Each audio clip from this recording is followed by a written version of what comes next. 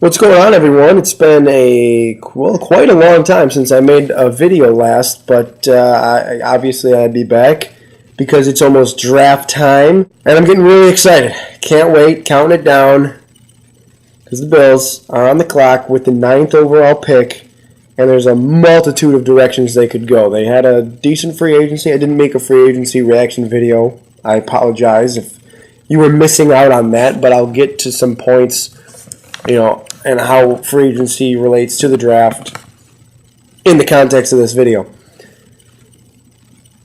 When free agency began, you thought there was a couple different directions the Bills could go with the 9th overall pick. Primarily, I would have thought linebacker, because Kiko Alonso did well at middle linebacker last season, but he was certainly overworked. And then Doug Whaley comes out and says that they're going to move Kiko to the weak side. So obviously there's room there in the middle. They signed Brandon Spikes. They signed Keith Rivers. Now, if you know anything about me and Brandon Spikes, I don't like him at all. I think he's a jerk. But the man is good at stopping the run. So he's a two-down linebacker, and, fine. Fine. You win, Brandon Spikes. You win. And he hates the Patriots now, so that, we can relate on that level. I still don't really like him that much, but as long as he puts the jersey on Sundays, I have his back. So there's that. Keith Rivers, he was a promising young rookie before Hines Ward lit him up and broke his jaw. Hasn't really been the same since.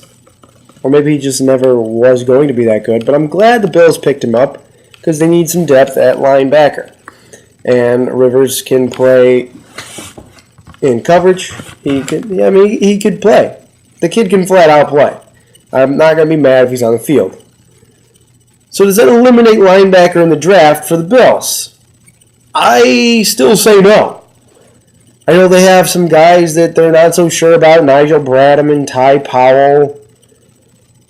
I think they might be a little sure about Bradham. I don't know if they like him that much, or at least the coaching staff I don't think likes him that much. But Jim Schwartz might feel differently.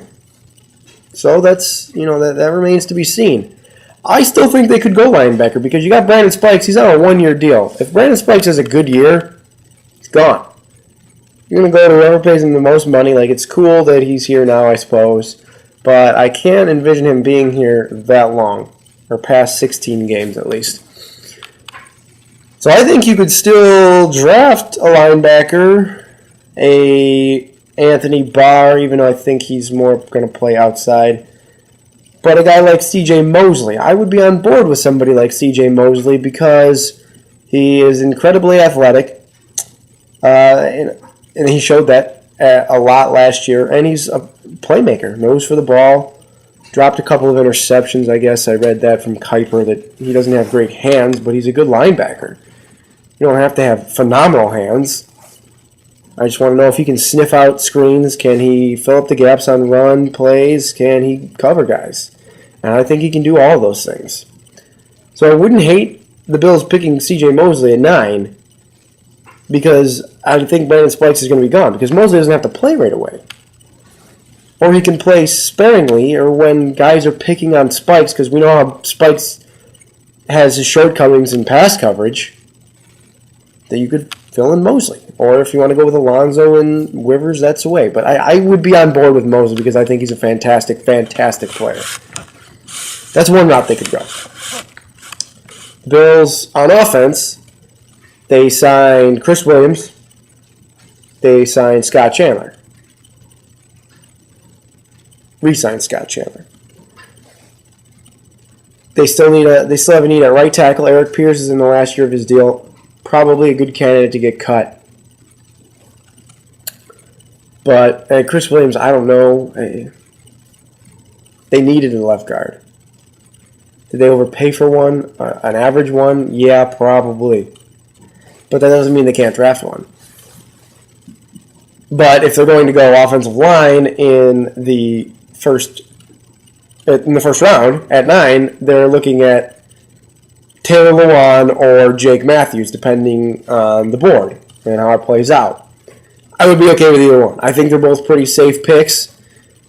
Matthews maybe a little bit safer. Lewan has that little off-the-field discretion. I don't know if that's going to, I don't know if that'll blossom into something else. But I'm not too worried about that. I think that they could both slot in at right tackle, or if you want them to move Cordy Glenn and put them at left, you got two anchors on your line and your quarterback. That I wouldn't hate the pick, but it depends on the way you want to build your football team. Do you want to build it, with style? Do you want to go to this draft and you take playmakers early on? I tend to think that, and I'll talk about one in a minute, or a couple in a minute. I tend to think that's the smarter way to go. The way the NFL has grown over the past couple of years, it's predicated on speed and how, like, 3-step drops. Does your right tackle need to be superb? He needs to be good. Don't get me wrong. Your right tackle and left tackle, they're becoming, almost equal in terms of importance. It's just that how do you look at, how do you wish to build your team? And the Bills are going to be, I think, focused on the run. So I wouldn't be mad if they went with the right tackle. That's why I couldn't hate on the pick. But, getting back to my original point, this league is quick passes, quick plays, hurry-up offenses. Guys don't need to be blocking for that long. You don't need a big mauler like you used to. At least I don't think you do. I mean, it can't hurt to have. Certainly can't hurt to have, like a Greg Robinson. That's not really an option for the Bills because I'm almost certain that he'll be gone. But, it's just not sexy. And I know that that's this word sexy pick, that gets thrown around a lot during the draft, and I understand it. You're taking a tackle at 9. Doug Marrone, being a former offensive lineman, you think he probably places high value on offensive linemen. So it seems likely to me that that's where they would go, depending on the draft, depending on how the top 8 pans out. Because, sorry, I'm adjusting. There's many things in it. It could go quarterback. Quarterbacks could go before. It basically depends on how many quarterbacks go before, and what's going to be available at the Bills pick. Because there's receivers there. There's tight end. There's a tight end at least that could intrigue the Bills. I know the Bills traded for Mike Williams for a 6th-round pick. No-brainer, by the way, because what's a 6th-round pick going to get you? Not Mike Williams, I bet.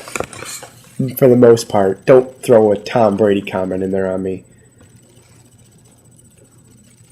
But are they set at receiver now? Oh, we got Johnson, we got Williams, we got Goodwin, we got Woods. We're fine. If Sammy Watkins makes it past 4 and the Raiders are on the clock at 5, don't you call them? I do. I don't know about Evans, but I think Watkins is a real deal. I know that they covet height. At least the Bills have been saying that they covet height in a wide receiver or a tight end in a passing threat. And that's where Eric Ebron, and Mike Evans come into play. Now, I don't know that I'm entirely sold on Evans. I do think he made Manziel look a lot better at times last year. That Manziel would just run around and fire it up for Mike Evans, and that worked for him. So good for him. Evans, you just can't teach height. You can't teach his physical traits. And he's a big guy. So do you want somebody that can go up and get the ball? Obviously you do that, but you could get that from Ebron too? Is Eric Ebron kind of like Jermaine Gresham? In the sense that he's a big athletic tight end, but is he a game changer? I'd like to think so, especially if they pick him. I would be on board with Ebron, but then you got 5 tight ends on your roster, 6 tight ends. I'm guessing you're keeping Chandler. You're keeping Moriarty probably just to see what you can get out of him. So I'm not going to hate if you go Ebron because I think he's a certainly a vertical threat in the passing game, capable of getting open, making big plays. Is he the polished blocker? I don't really know that much. Does he have to be? Maybe not. The Bills are going to spread it. They might spread it this year, especially if they take Ebron. Johnson, Williams, Goodwin, Woods, Ebron. Like, you can see your 5 wide receivers set like that. That could be the way it goes. Or you pull one of the receivers off and have Spiller in the backfield. I mean, that's an exciting thought to me. And then you could address tackle in the second round. So there's like I said, there's just multiple ways the Bills could go with this 9th overall pick. And I don't even know what to guess. This is what I love about the NFL draft, is sometimes, like, there's years like Andrew Luck and Robert Griffin where you know who the 1 and 2 picks are. We don't know. We think Jadeveon Clowney's going first, but what if they go Manziel, the Texans I'm referring to? We don't know what St. Louis is doing. They could go Greg Robinson. They could go Sammy Watkins. They could take a quarterback. We don't know. Jacksonville, they could take a quarterback. They could take Watkins. They could take Khalil Mack. If Khalil Mack starts sliding, by the way, I really hope the Bills figure out a way to get him. Because, A, they're light on the defensive line. They signed Jarius Wynn, not a huge deal. Other than they lost Carrington. Other than you're looking at Mario and Darius and Kyle and Jerry Hughes, you're pretty light, and Alan Branch, of course. You're pretty light on defensive line. They don't have a lot of depth there. So I would expect them to address that in this draft. And if Khalil Mack is that type of player, then, hey, I'm on board. Khalil Mack has traits and, things about him that you just don't teach. He knows how to get into the backfield. He knows how to force fumbles. That's a huge thing to me, is the way he excels at forcing fumbles. That's like that is such a unique talent that I would love to have it. Absolutely love to have it. That might be a little bit more of a pipe dream. Now I just want to talk about this scenario real quick. What if Manziel falls to 9? What do you want to do? Tell me what you want to do with this pick regardless, but I'm speaking from a pure hypothetical perspective. What if Manziel falls to 9?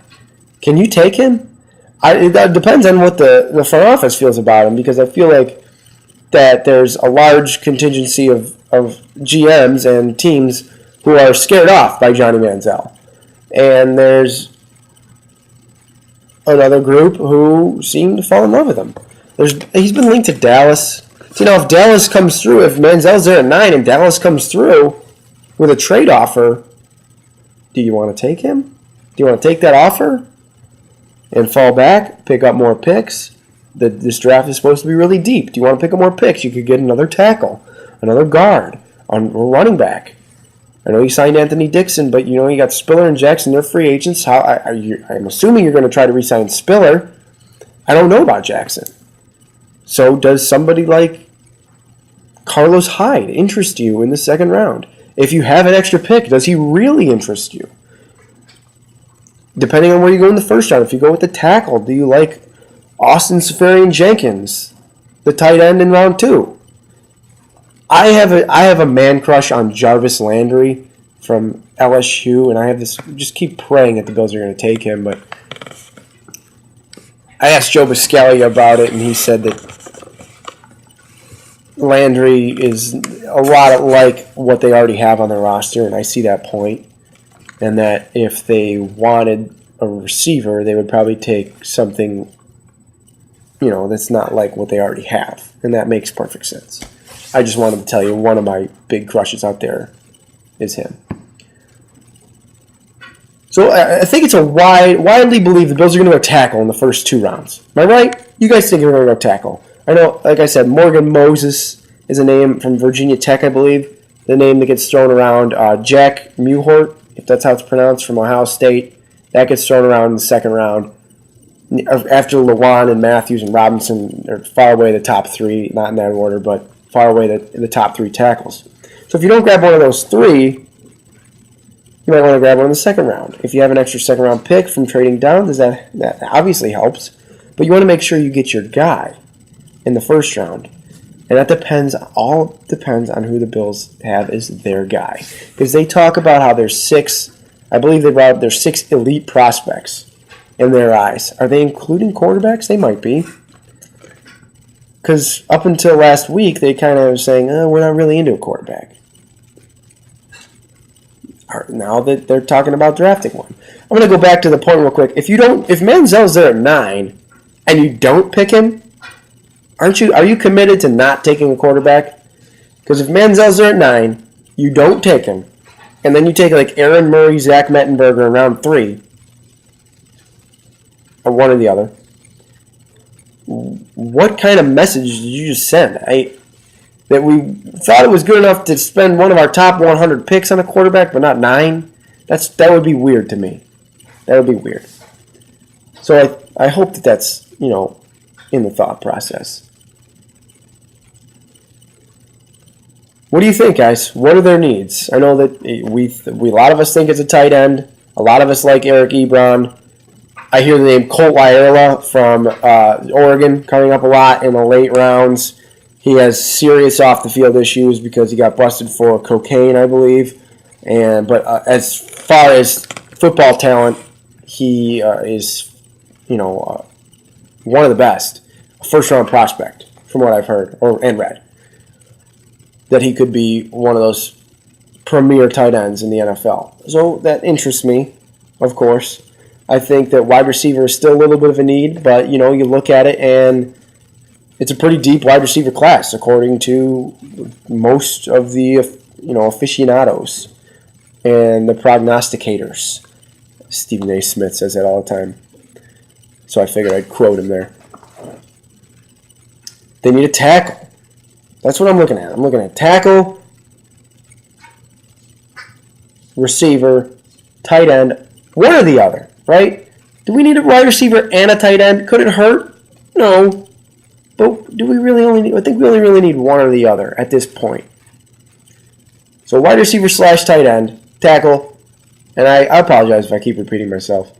I know I am, but I'm just trying to talking this out. Talk this out with me, and as I'm talking it out with you. Wide receiver, tight end, tackle, and linebacker. Those are the top 3 to me. You could be tempted by a quarterback if one of the big names falls. You could be tempted by a running back if you're staring at one of the good names there in round 2. Or maybe like Andre Williams from Boston College later on.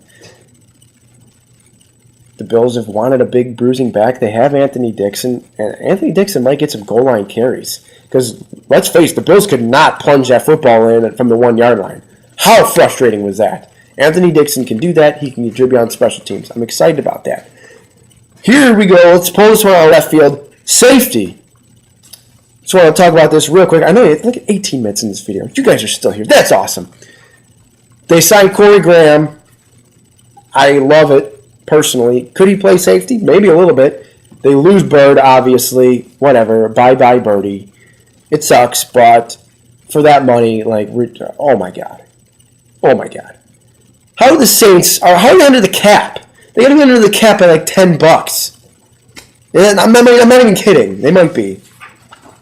But I don't think they're going to be tempted by, the Bills at least, are going to be tempted by Clinton Dix or Calvin Pryor. They might be tempted by a quarterback who can transition into a safety, but because Corey Graham will certainly contribute on special teams, and I'm certain that he'll play. He'll get reps on defense, but I'm not sure what kind of role they have carved out for him. They gave the money to Aaron Williams. I love that. They might just hand the job to Searcy or Duke Williams. That might be the route the Bills want to go. They want to take a look and see what they have in Duke Williams. And Searcy playing in a contract year. So that's that. I mean, I want to know what you guys think. I want you to tell me. I want you to tweet me. Comments, everything, Facebook, whatever. Let's talk about this. The draft is 2 weeks away. I need to hear from all of you guys. All of the Mafia. I just want to hear where you think they need to go, what you think we need to address early on, maybe later, what they can and cannot wait on. I want to hear about it, guys. So get back to me. If you came this far in the video, thank you, guys. And as always, go Bills.